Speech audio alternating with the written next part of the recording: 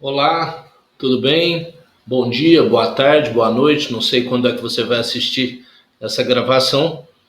Hoje eu vou conversar com você sobre a última prova de português da primeira fase do CACD, que foi em 13 de junho do ano passado. Na sexta-feira, eu e o Denilson gravamos um bate-papo muito bacana, tomara que vocês tenham assistido, conversando aí com dicas, com ideias sobre as provas de primeira fase, tanto de português quanto de inglês. E eu falei algumas coisas que podem ser úteis aqui nessa análise. Assim, de forma bem resumida, aquela conversa com essa gravação de hoje se casam. É essencial que você assista as duas, ok? Lá eu inclusive comentei que essa prova teve uma seleção de textos muito bacana. Textos muito legais, tanto no sentido de estilo, quanto no sentido de informação. Textos muito bem escolhidos mesmo, gostei demais. Inclusive autores de quem eu gosto muito. Euclides da Cunha, Lima Barreto, Sérgio Santana, bons autores. E particularmente os recortes que foram feitos são muito bons.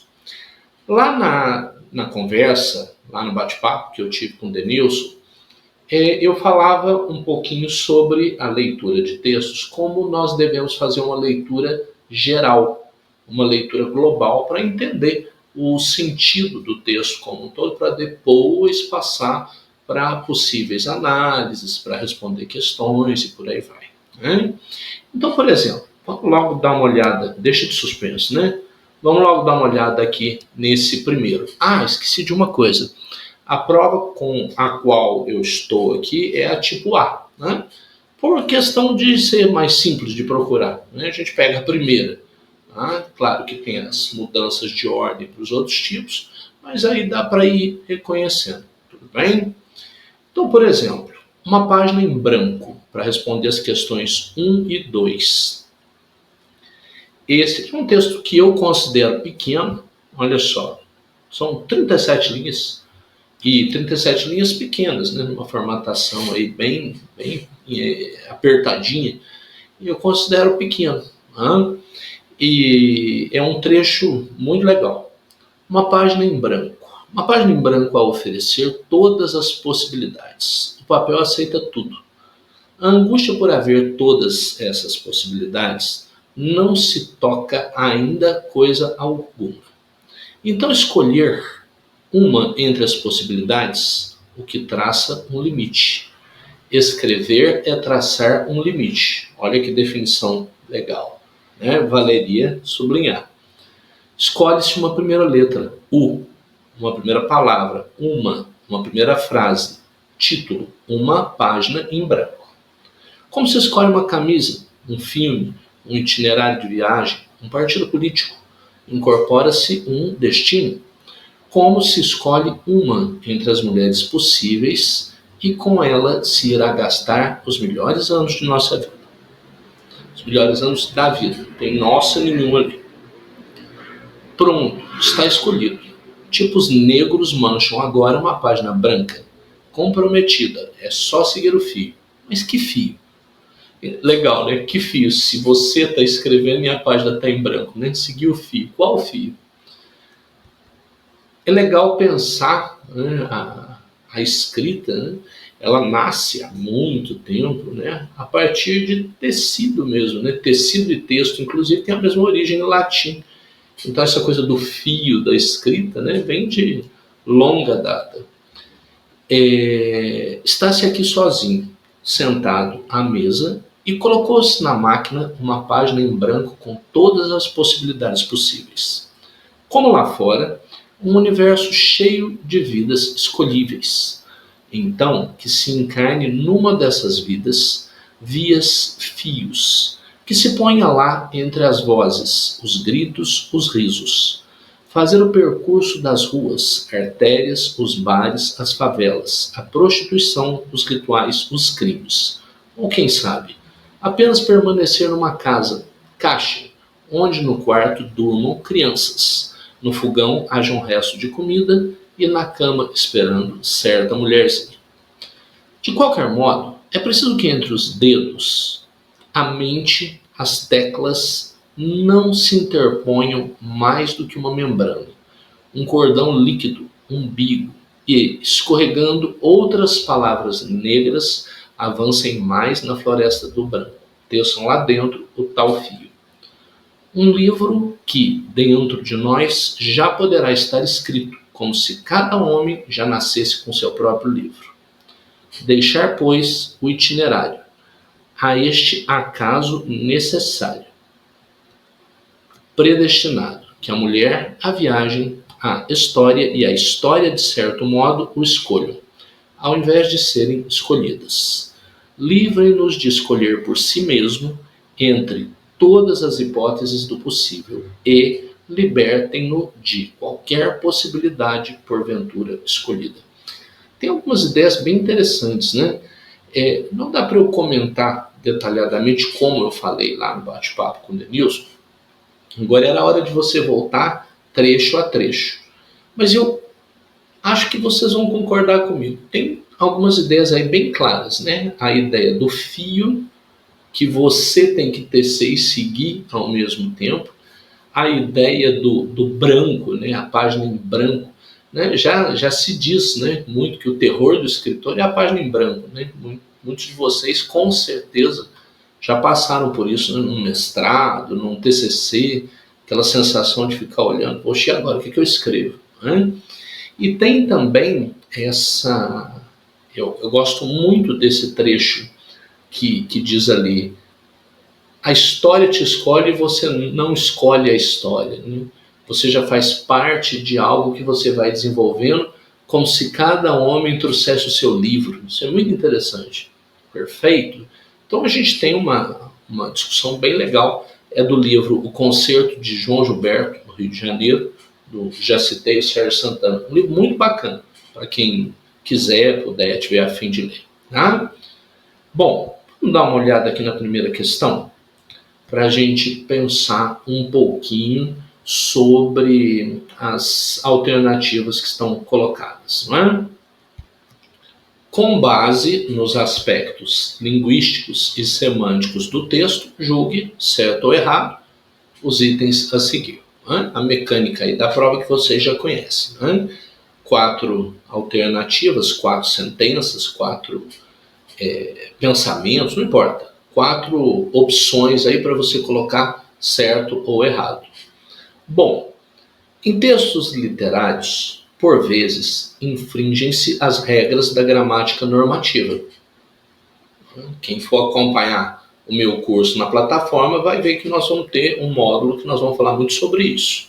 Tem algumas possibilidades, né? Por exemplo, quando Raul Seixas canta "Eu nasci há 10 mil anos atrás", ele está cometendo um pleonasmo aí viciosíssimo. O "a" do verbo haver já quer dizer que é passado. Então não precisaria colocar o atrás. Né? Mas né, não precisa seguir a gramática normativa tão rigidamente aí nos textos literários e ou artísticos, né? Músicas e por aí vai. No mencionado texto, um exemplo de não observância das regras gramaticais pode ser encontrado na linha 13, no uso da vírgula após mas. E outro exemplo pode ser encontrado na linha 32, na ausência de vírgulas que isolem a conjunção pois. Vamos dar uma olhadinha? Vamos lá ver? Linha 13. Só um minutinho, gente. Vou tirar daquela sombra ali, senão vocês não enxergam. Pronto, está escolhido. Tipos negros mancham agora uma página branca comprometida. É só seguir o fio. Mas, vírgula, que fio? Isso aí tá certíssimo. Tá? Aqui não tem violação da regra, não. Esse conectivo que inicia período, né, que inicia ponto, pode guardar. Mas, vírgula, porém, vírgula, no entanto, vírgula, assim, vírgula, qualquer coisa que você colocar aí vai pedir uma vírgula. Tá? Então aí estaria certinho. Vamos Vamos aqui de novo. Ó, exemplo de não observância das regras gramaticais. Perfeito? Aqui está certo. Então, esse não é um exemplo de não observância das regras gramaticais. Já sabemos que a número 1 está errada. Legal, não é? Agora, vamos ver o outro. Outro exemplo, na linha 32, na ausência de vírgulas que isolem a conjunção pois. 32 está aqui pertinho. Deixar, pois, o itinerário a este acaso necessário. O pois é também um conectivo, não é? E quando ele se desloca para dentro do período, parece com a história ali do mas, né? Quando ele se desloca para dentro do período, ele teria que ter vírgulas aqui sim. Deixar, vírgula, pois, vírgula. Entendem? Aqui seria necessário, sim, que as vírgulas estivessem colocadas. Qualquer conectivo que vai ali para dentro, não inicia, ele precisaria estar dessa forma. Ou seja, aí sim é um exemplo de erro. Voltando.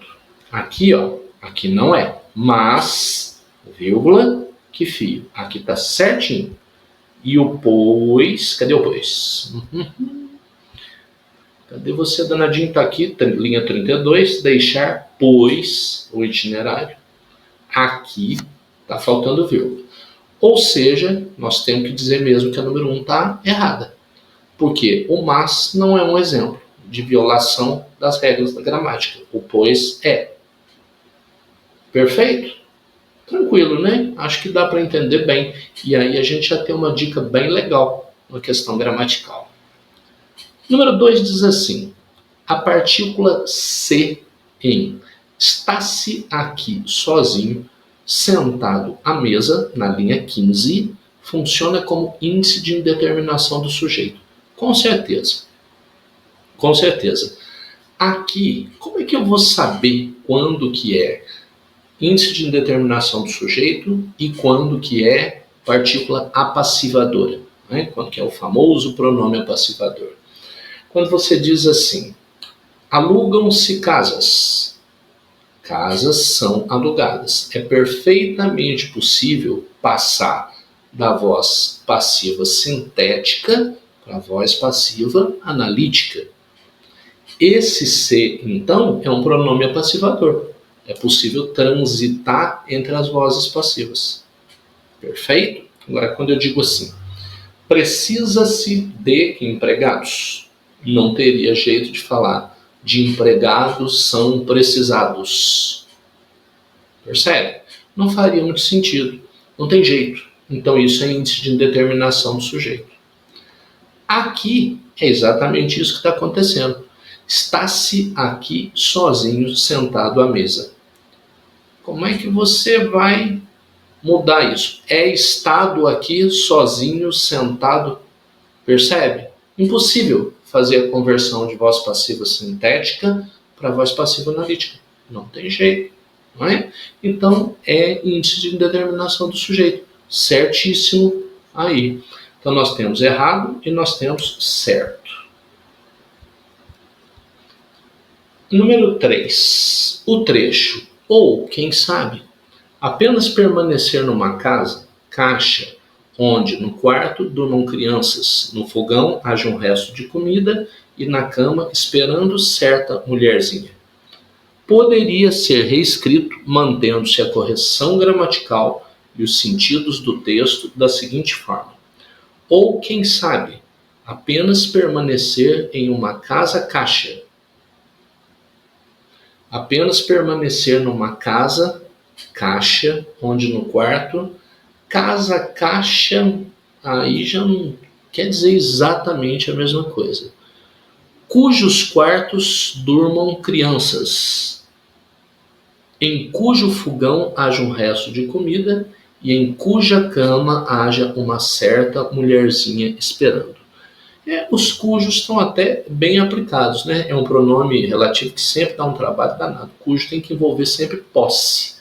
Mas isso ali já invalida completamente que esteja correto. Quando você fala permanecer em uma casa caixa, permanecer numa casa caixa, onde no quarto, casa, caixa, essa pausa, eu posso até estar comparando a casa com uma caixa, mas casa, caixa com esse hífen daria outra ideia, de jeito algum. Então aí a gente vai caminhar também para marcar errada. Perfeito? E o número 4 diz assim, na linha 34, o pronome o pode ter como referente tanto o nome homem, da linha 31, quanto o sintagma o itinerário, da linha 32. Sabe o que é sintagma? Duas palavras formando o itinerário, o artigo com substantivo, um sintagma nominal. Em ambos os casos, a coerência do texto é preservada.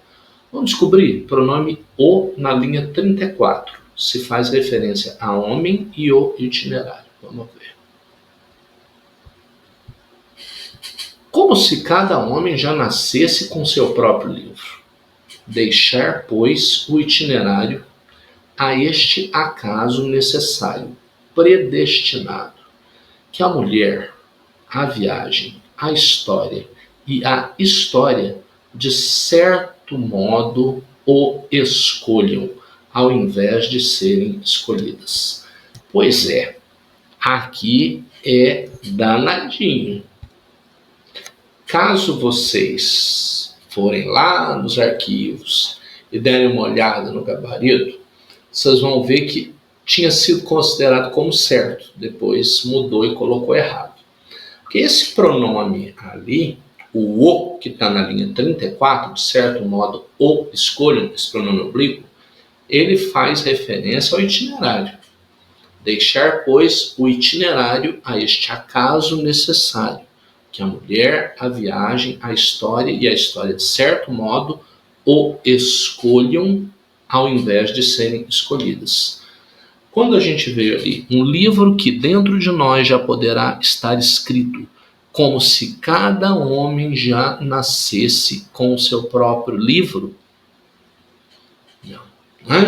a mulher, a viagem e tudo mais escolhem o itinerário. Agora, vejam bem, qual foi a questão que foi discutida? Esse pronome fazer referência a duas coisas fica difícil, fica incoerente.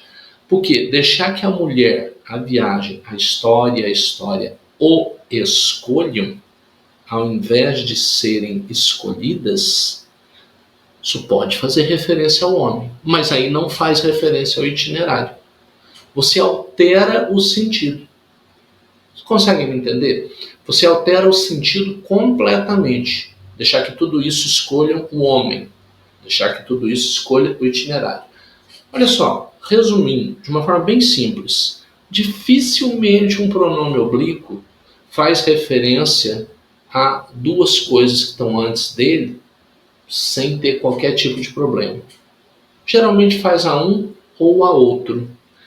Antes tinham dado como certo no gabarito, mas não funciona. Você pode ler quantas vezes você quiser, que você vai observar que o oblíquo se conecta ou com uma coisa ou com a outra. Tem jeito de conectar com as duas.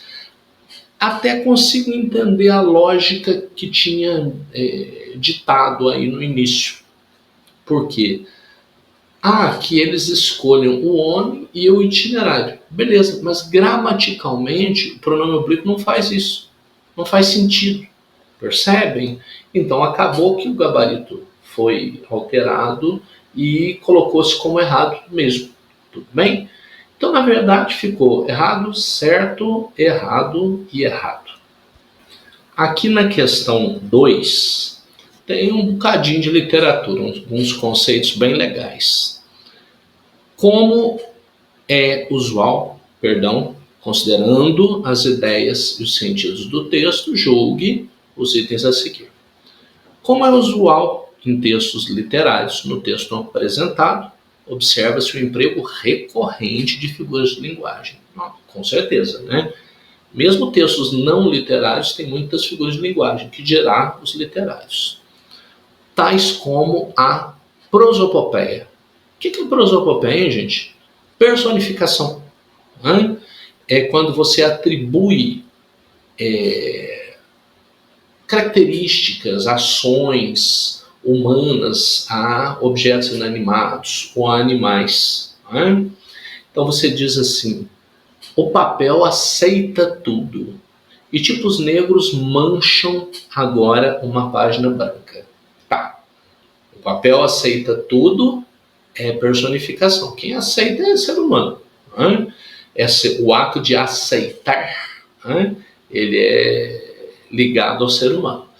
Agora, tipos negros mancham uma página branca, isso não é prosopopeia. Né?